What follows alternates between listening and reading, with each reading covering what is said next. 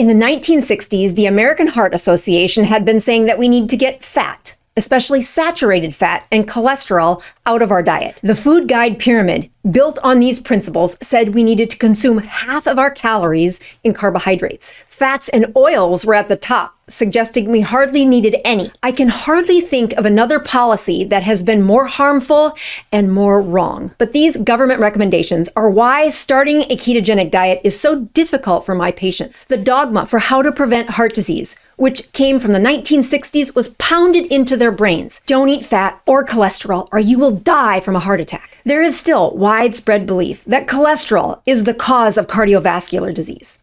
Ask any baby boomer what causes heart disease, and 90% will say high fat, cholesterol, or red meat. This is called the cholesterol hypothesis for coronary artery disease. It builds up and clogs your arteries and gives you a heart attack, much like throwing hot oil down a cold stovepipe. Eating cholesterol causes a heart attack. Bad cholesterol causes a heart attack. There is a growing body of evidence that this is just not the case. There's an alternate theory that claims that sugar and carbohydrates are the cause of heart disease. The first time I heard that carbs were the cause of a heart attack, I couldn't believe it. It took me years to evolve and accept that this is true. The carbohydrate-centric model suggests that the excessive consumption of sugar and starches cause insulin resistance, inflammation, and metabolic syndrome, which are the key drivers to atherosclerosis and heart disease. How can the theory for heart disease be so different? Well, the answer goes back to two research doctors. President Eisenhower had the first of several heart attacks in 1955 that took him out of the office for 10 days. This shocked and worried the nation. We were desperate for an explanation. Two theories emerged between Dr. John Yudkin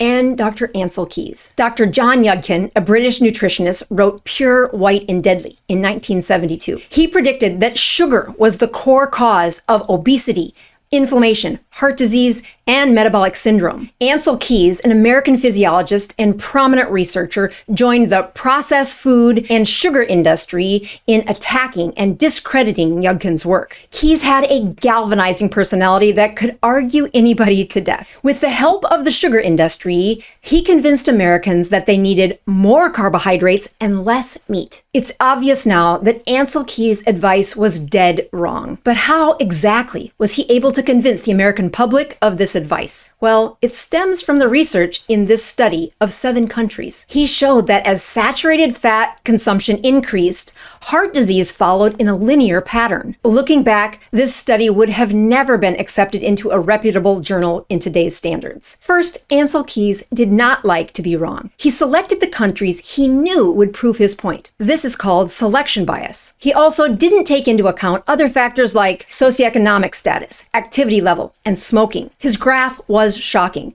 but really he only found a correlation between the two and then extrapolated the fact that saturated fat must be the cause. It didn't matter that at the time other well-known scientists were debating Keys' findings. Medical orthodoxy latched on to the wrong explanation and it was made into American policy. Yet no surefire evidence was there. He fooled everybody, and now we are paying the price. Why is it so hard to reverse this incorrect ideology? It is eye-wateringly lucrative to keep the public believing that cholesterol needs to be lowered to prevent heart disease. With some statistics saying 1 in 4 Americans are on statins, with half of the men between ages 65 and 75 on statins, which has no evidence that this was going to be a method to reverse their heart disease. There is strong resistance from Big Pharma, lobbying government to not mess with their statin income. You simply can't throw drugs at a dietary disease. You're only treating the symptoms,